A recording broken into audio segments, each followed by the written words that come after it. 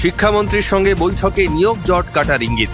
আগামী 1 ফেব্রুয়ারির মধ্যেই হাতে আসবে নিয়োগপত্র, আশায় এসএলএসটি চাকরি প্রার্থীরা। আপার প্রাইমারিতে দ্রুত নিয়োগের দাবি, মুখ্যমন্ত্রীর বাড়ির কাছেই চাকরি প্রার্থীদের বিক্ষোভ, পুলিশের সঙ্গে বচসায় ডিএ আন্দোলনকারীরা। বঙ্গ বিজেপি সংগঠনে ভরসা নেই, লোকসভা ভোটের আগে ময়দানে সংঘের বিশেষ বাহিনী, দিল্লির নির্দেশে তৈরি হচ্ছে 7 দফা রোডম্যাপ। সংসদের সাসপেনশনের প্রতিবাদে রাস্তায় নামল ইন্ডিয়া, শুক্রবার যন্তর মন্তরে ধর্ণা রাহুলদের, পুঞ্চ হামলাতেও কেন্দ্রকে খোঁচা বিরোধীদের। সাক্ষীর পর প্রতিবাদ বজরঙ্গের, ব্রিজভূষণ ঘনিষ্ঠ নির্বাচন জিততেই পদ্মশ্রী ফেরানোর সিদ্ধান্ত, প্রধানমন্ত্রী মোদীর উদ্দেশ্যে পোস্ট কুস্তিগিরের।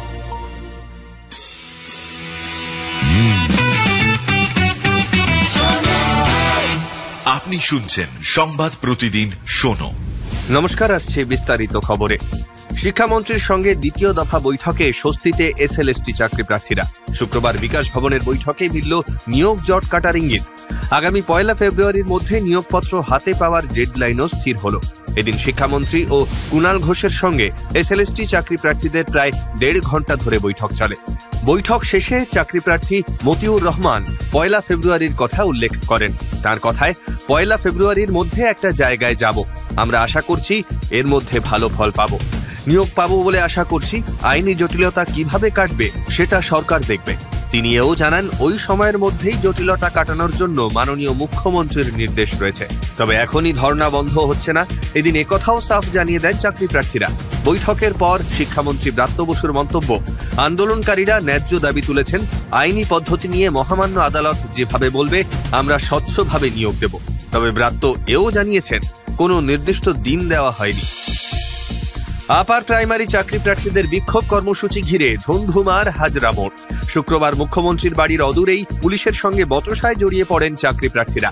আন্দোলনের 555তম দিনে দ্রুত নিয়োগের দাবিতে পথে নামেন চাকরি প্রার্থীরা। তাদের দাবি, মেধা তালিকার উপর ভিত্তি করে দ্রুত নিয়োগ করা হোক। মাননীয় মুখ্যমন্ত্রীর কাছে তাদের আবেদন, আর যেন রাস্তায় বসে অবস্থান বিক্ষোভ করতে না হয়।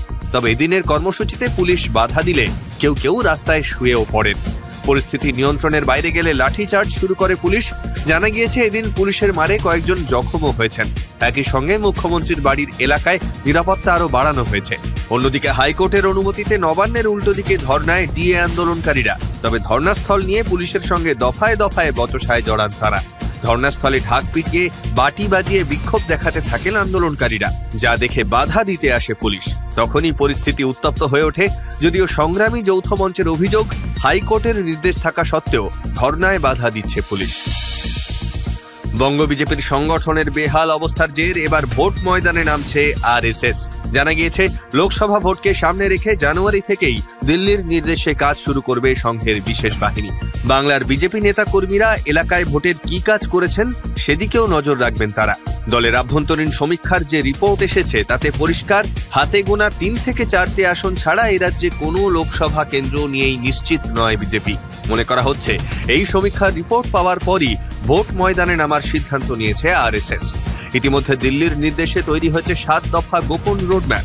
জানা গিয়েছে, বুথ ও এলাকা ধরে স্বয়ংসেবক নিয়োগ করা হবে, যারা রিপোর্ট দেবেন নির্দিষ্ট দায়িত্বে থাকা নেতাদের। এছাড়া রাম মন্দিরকে সামনে রেখে প্রচার সারার ভাবনাও রয়েছে সংঘের বিশেষ বাহিনীর। এছাড়া জানা যাচ্ছে, লোকসভা ভোটের প্রচারে বাংলায় মোদী অমিত শাহদের জনসভায় লোক জমায়েত করবে এই সংঘ পরিবারের সংগঠনগুলি। সংসদের শীতকালীন অধিবেশনে রাজ্যসভা এবং লোকসভার 147 জন সাংসদকে সাসপেন্ডের জের। প্রতিবাদে দিল্লির যন্তর মন্তরে ধর্ণা কর্মসূচি পালন ইন্ডিয়া জোট সদস্যদের। এদিনের অবস্থানে কংগ্রেসের শীর্ষ নেতাদের পাশাপাশি উপস্থিত ছিলেন অন্য দলের নেতারাও, ছিলেন সাসপেন্ড হওয়া সাংসদরাও। তৃণমূলের তরফে ছিলেন মৌসম বেনজির নূর, ছিলেন সীতারাম ইয়েচুরি, ডি রাজারাও।